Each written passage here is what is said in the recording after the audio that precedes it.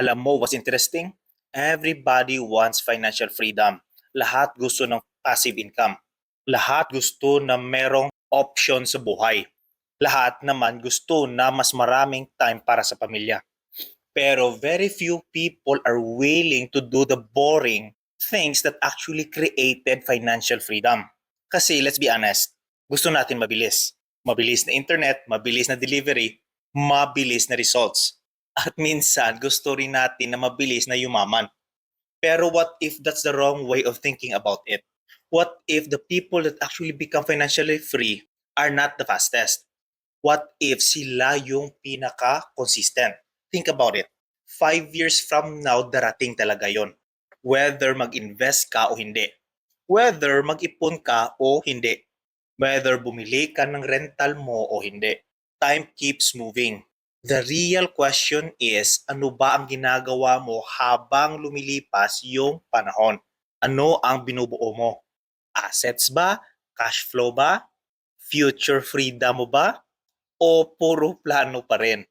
Here's something that surprised me when I started learning about real estate investing. Most successful investors are actually boring. Hindi sila laging naghahanap ng next big thing. Hindi sila tumatalon sa bawat next trend. Hindi rin sila naghahabol ng overnight success. Honestly, that doesn't sound very exciting. Pero wealth building isn't supposed to be exciting. It's supposed to be effective. At kadalasan, boring consistency beats exciting mistakes. Maybe you're watching this after a long day's work. Pagod ka, kakatapos mo lang ng shift, nag-overtime ka, nag-asikaso ng pamilya, nagbayad ng bills, then tiningnan mo yung account mo at iniisip mo parang ang bagal. You're trying to save, trying to get ahead. You're trying to invest. Pero every month may bagong expense, may bagong bill, may bagong kailangan bayaran. Then you open social media, may investor na bumili ng apartment building, may investor na merong 50 units, merong investor na retired daw at 35. At minsan mapapaisip ka, am I behind? Masyado ba ako mabagal? Nahuli na ba ako? And if you ever felt that way, you are not alone. Maraming investors na dumaan dyan. Kasama na ako doon. When I first started investing in real estate, wala pa naman ako na malaking pera. Hindi rin ako expert. Hindi rin ako galing sa pamilya ng mga investors. I was just a regular person trying to build a better future.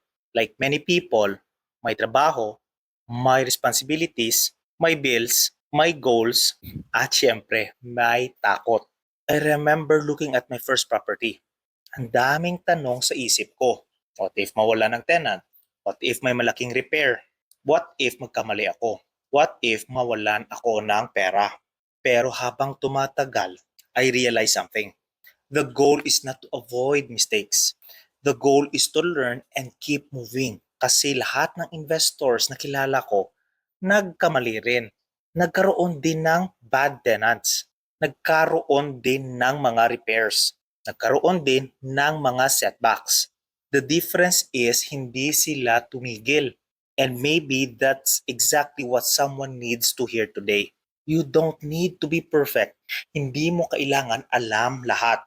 You just need to take the next step. One thing I noticed is that maraming tao actually wants financial freedom. Pero hindi nila alam kung ano talaga ang ibig sabihin nito. Kapag tinanong mo, how much monthly income do you actually need? Hindi nila alam. So let's make it simple. Magkano ba ang monthly expenses mo? Housing, food, transportation, insurance, utilities, everything. Let's say kailangan mo ng $5,000 monthly. Now, may target ka na. Financial freedom now becomes measurable. Hindi na siya dream lang, hindi lang siya wish na. It's now a goal. At ang goals mas madaling maabot kapag malinaw. One of the biggest mistakes investors make, waiting. Waiting for rates to go down. Waiting for prices to crash. Waiting for the perfect property. Waiting until they know everything. Pero habang naghihintay sila, Years pass and nothing happens. Now, I'm not saying na bumili ka agad na walang analysis. Do your homework. Know the numbers. Understand risks. Pero huwag ka ma-stuck sa analysis paralysis. Because progress usually comes from action, not endless preparation. Let's talk about something important: cash flow. Personally, I love cash flow. Of course, appreciation is great, but appreciation does not pay your bills. Appreciation does not fix your furnace. It does not replace a hot water tank. And it does not help kapag vacant yung property mo. Cash flow does. Cash flow gives stability. It gives flexibility. It gives opportunities. That's why I always tell people that appreciation is bonus. Cash flow is the foundation. And here's where most people get frustrated. They buy one property and expect life-changing results immediately. Pero ganito talaga ang wealth building.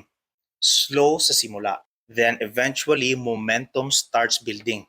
One mindset shift that changed everything for me is stop thinking of months. Stop thinking in 1 year timelines. Start thinking in decades. Imagine buying one property every 2 years.